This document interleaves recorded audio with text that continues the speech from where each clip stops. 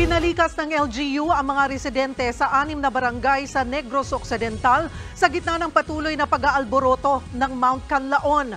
Ngayong hapon, rumagasa ang lahar flow mula sa bulkan dahil sa pag-ulan. Live mula sa Canlaon City, Negros Oriental, nasa frontline ng balitang yan, si Gio Robles. Gio, kumusta ang sitwasyon dyan?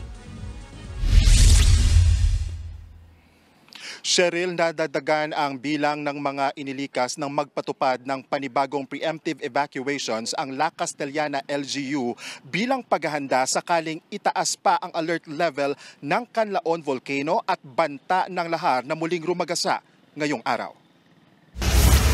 Mas kusog ni Guro ay!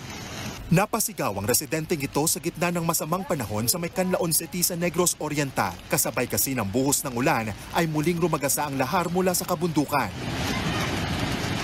Sa kuhang ito sa may Padudusan Falls, mabilis ang agos ng tubig na may kasamang putik at abo na galing sa Mount Canlaon.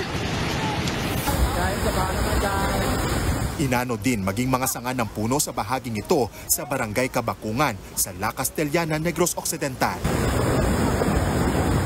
Bago pa man ang insidente ngayong araw, nagmistulang ghost town na ang mga lugar na sinalanta ng lahar sa La Castellana.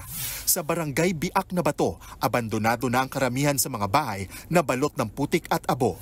Sa tala ng LGU, aabot sa 500 residente ang sapilitang inilikas at nananatili sa mga evacuation center. May ilang residente naman na bumalik para linisin ang kanilang mga tahanan. Gamit ang pala, mano-mano nilang kinayod ang lahar palabas ng mga bahay.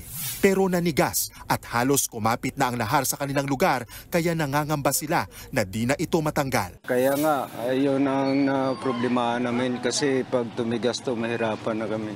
Sinisisi naman ng lokal na pamahalaan ang mga illegal logging operation sa Mount Canlaon sa nangyari. Hindi raw kasi sila abuti ng lahar kung hindi inanod ang mga putol na troso na siyang bumara sa mga ilog at creek.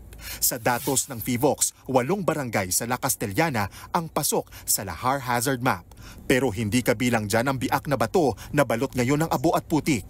At nangyari na nga ang ikinakatakot ng mga LGU dahil sa malakas na ulan, muling rumagasa ang lahar mula sa Mount Canlaon.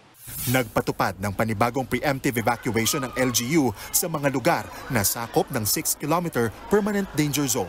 Hindi tayo makapagsabi na walang activity yung Mount Canlaon. That is why para na lang sa safety ng ating mga residente doon sa upper barangays, which is nakikita namin na yun talaga yung mga directly na maapektuhan if in case mag-escalate yung alert level or activity ng Mount Canlaon.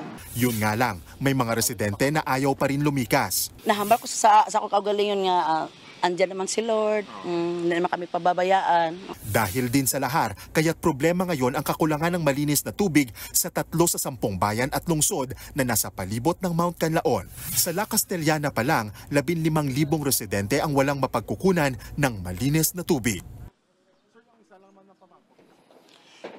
Cheryl, mabuti na lang at hindi na umapaw at umabot sa mga bahay ang panibagong lahar flow gaya ng nangyari nitong Miyerkules. Ayon kay Negros Occidental Governor Bong Lacson, aabot sa halos 10 milyong piso ang pinsala sa agrikultura sa 5 LGU mula nang sumabog ang Mount Canlaon. Dito naman sa Canlaon City kung saan tayo ngayon ay halos 2,000 magsasaka ang hindi na mapapakinabangan ang kanilang mga ani mula ng magka-ashfall. Cheryl, balik sa iyo. Maraming salamat at mag-iingat kayo dyan, Gio Robles. Mga kapatid, Cheryl Cosim po, huwag maging huli at maging una sa lahat sa balitaan. Para sa tuloy-tuloy na talakayan sa Frontline, mag-follow at mag-subscribe sa social media pages ng News 5.